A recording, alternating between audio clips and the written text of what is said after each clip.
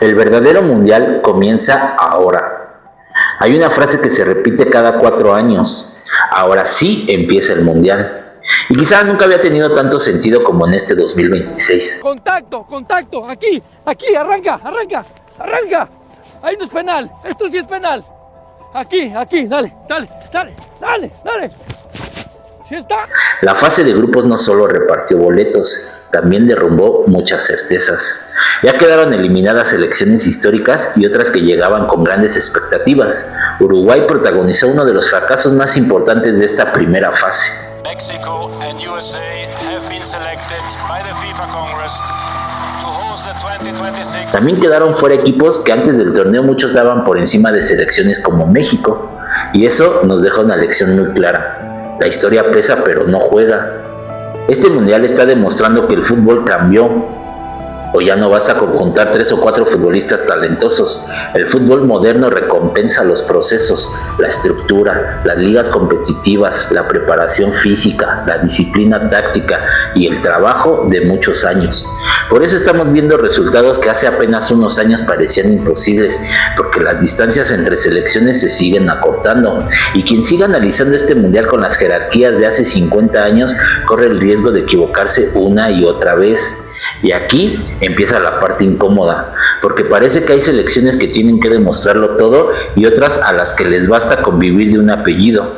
México terminó la fase de grupos con un registro histórico, 9 puntos de 9 posibles, 0 goles recibidos y un lugar entre el reducido grupo de selecciones que han logrado una fase de grupos perfecta en la historia de los mundiales, un dato que por sí solo debería abrir cualquier análisis, pero ocurrió exactamente lo contrario.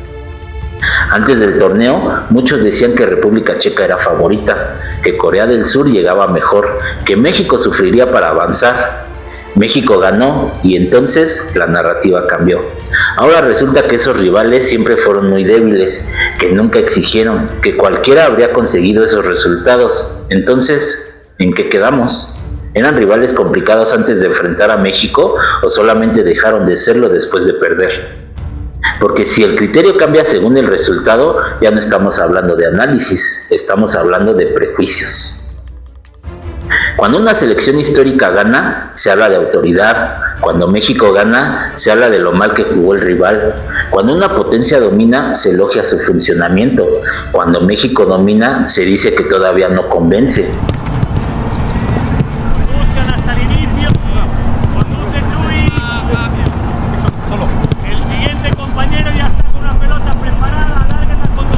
Parece que el mérito de México siempre necesita una explicación distinta a aceptar que hizo un buen partido. Y eso merece una reflexión, porque el análisis serio no cambia de argumento dependiendo del marcador. Ahora viene Ecuador y el debate ya comenzó, no en la cancha sino en los micrófonos, en YouTube, en los programas deportivos, en las mesas de discusión. Muchos ya aseguran que Ecuador es claramente superior, que México no tiene cómo competir y está bien, todos tenemos derecho a tener un favorito. Lo que no comparto es que el criterio vuelva a cambiar según el resultado. Si Ecuador gana, dirán que se confirmó la superioridad del fútbol sudamericano, pero si México gana, también dirán que Ecuador era un rival débil, o volverán a cambiar la narrativa. Porque eso fue exactamente lo que ocurrió durante toda la fase de grupos. Y aquí quiero detenerme en otra idea. Durante años se ha repetido que el talento nace en Sudamérica, como si eso por sí solo siguiera siendo suficiente para competir al máximo nivel. Pero el fútbol moderno ya demostró que el talento necesita organización, necesita infraestructura, necesita ligas fuertes, necesita procesos.